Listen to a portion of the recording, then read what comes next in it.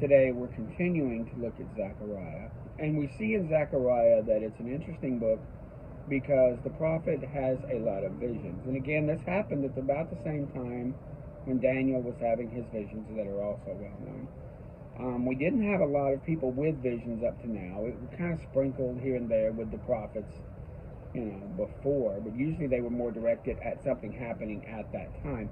Here we get a little more broad strokes with things. As we keep moving forward, also when he talks about Jerusalem, it's really end times, the way God is going to move in Jerusalem. So we saw again chapter 1 where he talks about the returning, bringing you coming back to me, and that he wants to deliver Zion, that he will lift up Zerubbabel as a signet, as a sign of God's blessing. This person that's there rebuilding the city, and then of course Joshua who comes, and he is the branch, he is a type of the branch that is to come, and he will build the temple. We get all of this in there. We have some things about a scroll, which is kind of seen as the law, and it's against thieves, and most of the laws of the Old Testament are thievery. I mean, murder is thievery, adultery is thievery, covetousness is thievery, not keeping Sabbath is thievery. So we get those things here. There's this woman that sits in the midst of an ephah. She's being weighed. She's only worth lead. She has no value. She is idolatry, and she goes off to Shinar. I'm covering that real quick to give us a running start. In chapter 7, he sees stuff in the 4th year. So we went from I believe the 1st year to the 4th year, and the 2nd year to the 4th year. So this is 2 years later when he sees this. And he gets an idea that now that they've established the temple's been made at the time of chapter 7. The Israelites are now, well, how do we please God? And do we keep this day? And do we keep that day? Do you want us to keep weeping? Do you want us to keep remembering the 9th of Av, this day of affliction? And he goes, well, what do you mean? You do one thing for me, fasting, but you eat for yourselves. You do this for me, but you do this for yourselves. Do everything for me. I want you to execute judgment and mercy and have compassion on your brother. I'm not here caring about whether you remember what I did on the 9th of Av or any of these others. I want you to know who I am and to carry out my statutes and my values. So he talks to them critically to get them off, trying to get them off the religious teat, which they don't get. They get back on. By the time Jesus gets here, all you see is we're keeping the law. We're keeping this points of the law. We're keeping this. Even Jesus caught him on that you'll tithe cumin, but you won't take care of the poor around you. In chapter 8, he starts to really ratchet things up. I'm jealous for Zion with a great jealousy, and I'm jealous for her with a great fury. He is jealous now. He wants to. You ever seen somebody who's chomping at the bit to do something? That's the God of the Bible here. I am returned unto Zion, and I will dwell in the midst of Jerusalem. He's back in his spiritual throne, and now he's going to be in Jerusalem. He's going to call it a city of truth, and the mountain of the Lord of hosts, the holy mountain. He speaks chapter 8 here, talking about that, and it'll be full of marvelous things that you're going to see. It'll be filled with people. It'll be filled with young kids. It'll be filled with older people.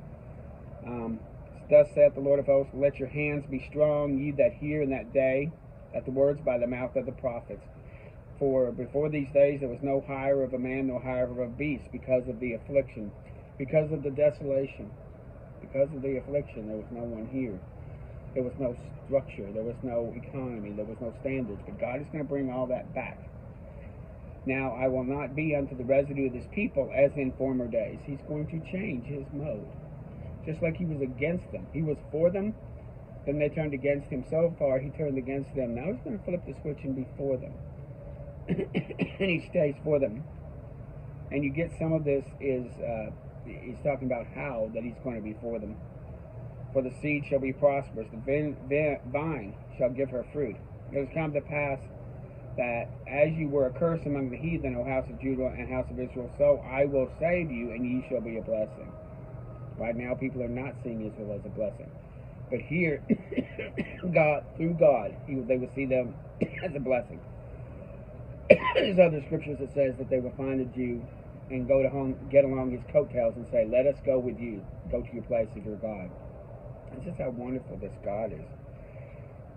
And so thus saith the Lord of hosts, as I thought to punish you when your fathers provoked me, thus Lord, I repented not on that. And again, I thought on these days to do well for Jerusalem and to the house of Judah, fear ye not. That's some good words, fear ye not. He goes on to talk about his kingdom. He goes on to talk about the Lord of hosts. There will be cheerful feast. There will be joy in the house of Judah. It shall be yet come to pass that there shall come people and the inhabitants of many cities, and the inhabitants of one city shall go to another, saying, let us go speedily to pray before the Lord. There you go. I knew I'd read that somewhere.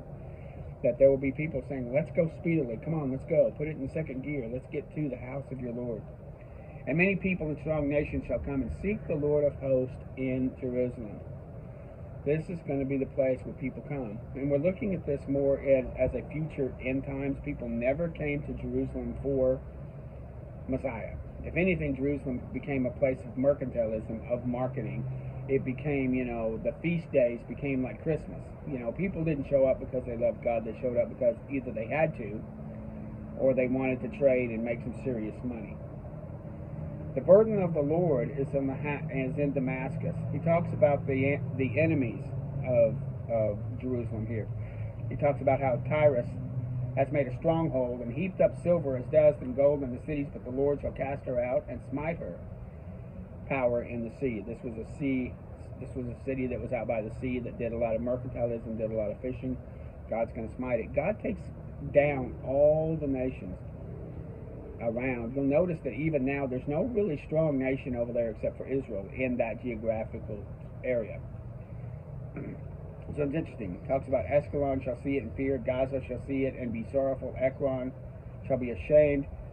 There will be a bastard dwelling in Ashdod, and he's going to cut off the pride of the Philistines, which is Palestine. Philistines, he's going to cut off their pride. So we see how he's going to do this. And I'll take away his blood out of his mouth and the abominations from his teeth. He's going to take these nations and take away their abominable acts and make them, and not make them, but people want to be good. They just sometimes choose to be bad. We know this is the sin nature. But most people want to be good. And here they're giving it more of a reason to not sin than to sin because of the blessings and the wonder of this God. So he's going to encamp around them. Greatly rejoice, O daughter of Zion. And notice how we had son of Belial. Now we have daughter of Zion. Again, we have these figurativisms that are very akin to an adoption. And you adopting his ways, not him just adopting you. See, the adoption is a dual edge. Salvation is free, but his adoption is a dual edge. Do I act like I'm adopted? I'm still adopted, but I really haven't tied into that adoption until I act like the one who adopted me, until I become a son of Jehovah, because I'm a son of God. We throw this as, well, the relationship's one-sided. He adopted me and I can do what I want. There are some men, there's some boys who act like a son to a man who's not their biological son just because of their purview, the way they see things. Same thing's true as a daughter. There are some daughters who act like daughters of a certain man, even though they aren't, but they act like it. They see the values, they pick up, and the others are going off to do their own things. So here we see this, greatly rejoice, O daughter of Zion, and shout, behold, thy king cometh lowly with salvation, lowly riding upon an ass, the foal of a colt. And here we see this. This is Jesus, the foal of an ass. This is when Jesus came in. He's going to cut off the chariot from Ephraim and the horse from Jerusalem, and the battle bow shall be cut off. When he gets back here, he's going to be a prince of peace, but all the warring, he will do the warring. Vengeance is mine, I will repay. The people won't be doing it on their own. And you get the idea that the people will be following him, that he will have armies that follow him. But they're not going at their direction, they're going at his. He is the Lord of hosts. So we see this here. Turn you to the stronghold, ye prisoners of hope. Even to the day I will declare it, I will render double unto thee. When I had bent Judah for me, and filled his bow of Ephraim, and raised up the sons of Zion against thee, O Greece. Now look what he's saying there. At first he says you're going to be at peace. You're going to be peaceful with one another. But when I go out on my exploits to show myself mighty, you're going to be behind me. And he even says I'm going to go against Greece. So it's interesting how this is here. When we speak in Greece, we're talking in that northern area. This includes Syria and some of the other nations. in that whole little area up there north of the Mediterranean. And the Lord shall go before them, and his arrow shall come forth as lightning, and the Lord of hosts shall blow a trumpet, and shall go with whirlwinds to the south. He's going to also take this fighting to the south, into Egypt, Ethiopia, and some parts there. He's moving against the enemies of Israel and the enemies of him. See, this whole Zionism in the Bible is a fight against God. It's just not a fight against men who believe in a different philosophy. It is a fight against God himself. And so he's going to go against the south. And the Lord shall save them in the day as the flock of his people, for they shall be as stones of a crown, lifted up as an ensign upon his land. How great is his goodness, and how great is his beauty. Continuing and looking at chapter 10, ask ye of the Lord rain in the time of latter rain. So the Lord shall make bright clouds, and give them showers of rain to every one grass in the field. He says, ask. This is not just God will provide and God's in control and we'll sit around. He wants them participatory. Again, when we look at chapter 7, we see that I want a participatory, not just an anticipatory. You know, a lot of faith we have is anticipatory and not participatory. We're not participating here.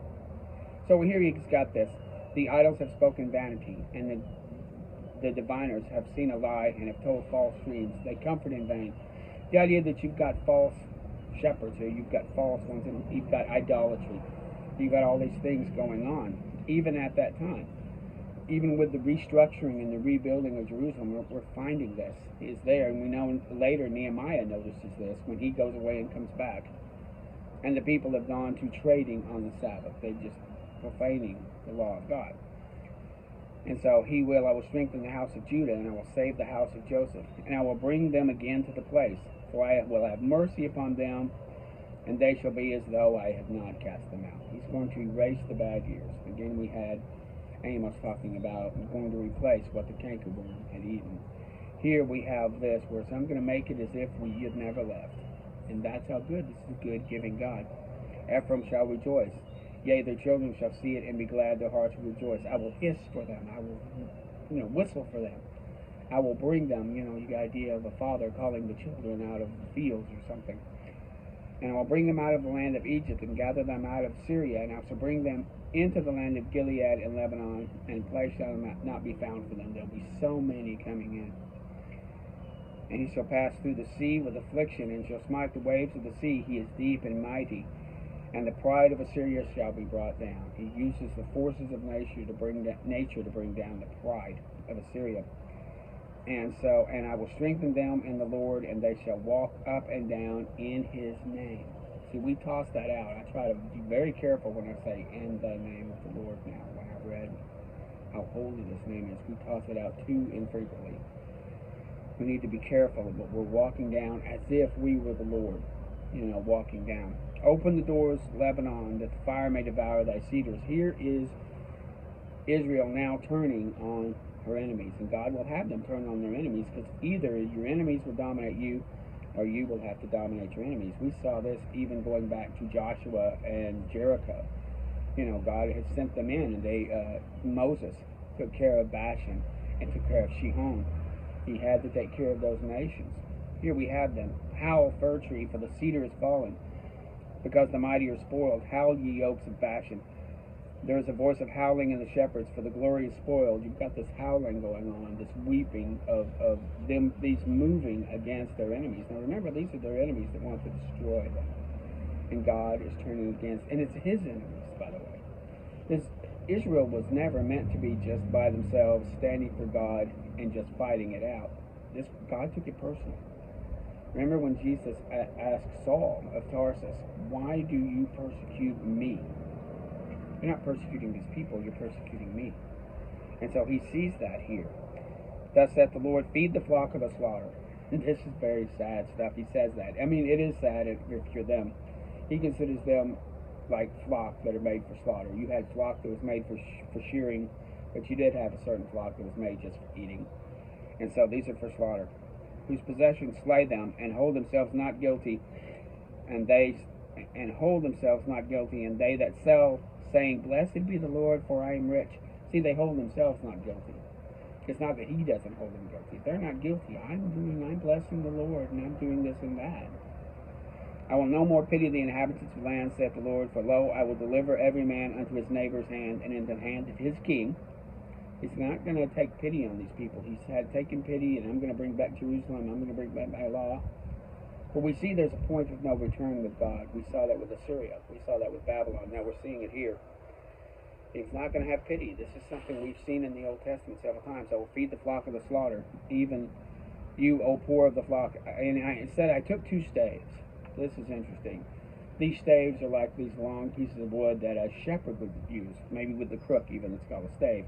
He has one that's called beauty, and the other one's called bands. And he goes, and the 3 shepherds shall I also cut off in 1 month, and my soul loathed them, and their soul was abhorred of me. Let me get that straight here.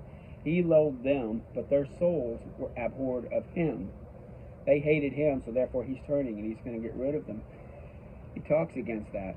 I took my staff, even beauty, and cut it asunder. He got rid of beauty. And he talks about, this is more about Jesus also. And it was broken in that day, and so the poor of the flock that waited upon me knew that it was the word of the Lord. And here we talk about Jesus, where it says, they said, if you think good, give me my price, and if not, forbear. So I weighed my price of 30 pieces of silver. And the Lord said to me, Zechariah, cast it upon the potters. Cast it unto the potter a goodly price, that I may be prized of them. And I took the pieces of silver and cast them into the potter's house. Again, we see that's what happened with Judas. Judas is mentioned here. So I cast it into the potter's house, and he cut asunder bands. So he broke beauty, and he broke bands. He's going to create a new covenant. And he broke bands, which was to break the brotherhood of Judah and Israel, but he's going to make a new one. He's going to make what's known as the new covenant.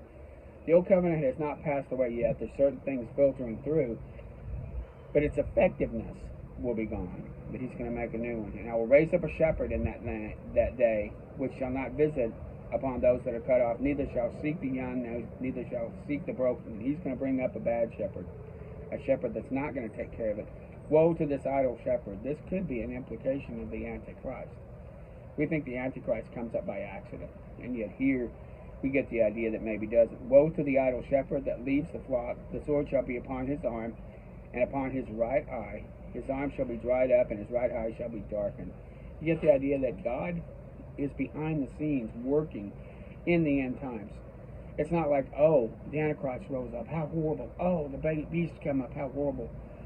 Nope, God's going to move against the evil shepherds. He's going to move against the enemies of Israel. Now, right now, some of the enemies of Israel are probably inside Israel, inside their own government, inside their own, structure.